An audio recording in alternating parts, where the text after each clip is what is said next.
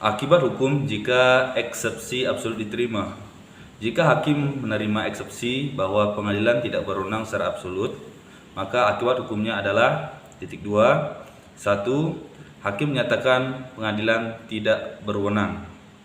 Putusan yang dijatuhkan adalah putusan akhir dalam bentuk putusan sela yang mengakhiri perkara, di mana perkara tidak diperiksa pokok sengketanya. Kemudian penggugat dapat mengajukan gugatan kembali ke forum yang benar atau kompeten. 2. Putusan bersifat nebis in idem.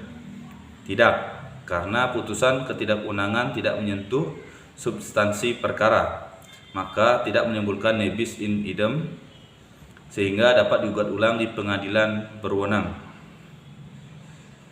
3. Pengadilan harus menentukan pengadilan yang berwenang. Dalam praktik, putusan biasanya mencantumkan menyatakan pengadilan negeri ...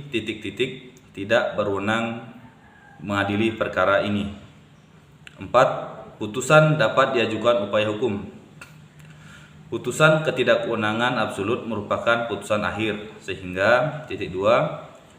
Dapat diajukan banding pasal 331 HIR. Kemudian dapat diteruskan ke kasasi jika masih dipersengketakan.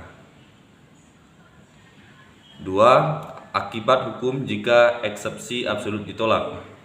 Apabila eksepsi absolut ditolak, maka 1. Hakim menyatakan pengadilan berwenang. Putusan sela menyatakan bahwa pengadilan tetap berwenang mengadili perkara. 2. Pemeriksaan pokok perkara dilanjutkan. Hakim melanjutkan ke proses 1. Pembuktian, 2. Kesimpulan, 3. Putusan akhir. Eksepsi yang ditolak tidak menghentikan proses pemeriksaan.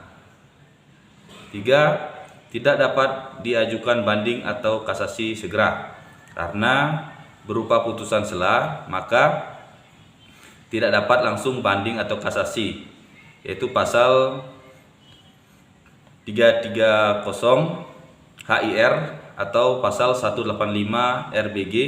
Putusan sela hanya dapat dilawan bersama putusan akhir. Upaya hukum baru dapat dilakukan setelah putusan akhir dijatuhkan. 4. Kerugian akibat salah forum tidak dapat lagi diperdebatkan. Setelah ditolak, pihak tergugat tidak dapat lagi mengajukan kompetensi absolut sebagai alasan dalam proses pembuktian, kecuali dalam tingkat banding atau kasasi.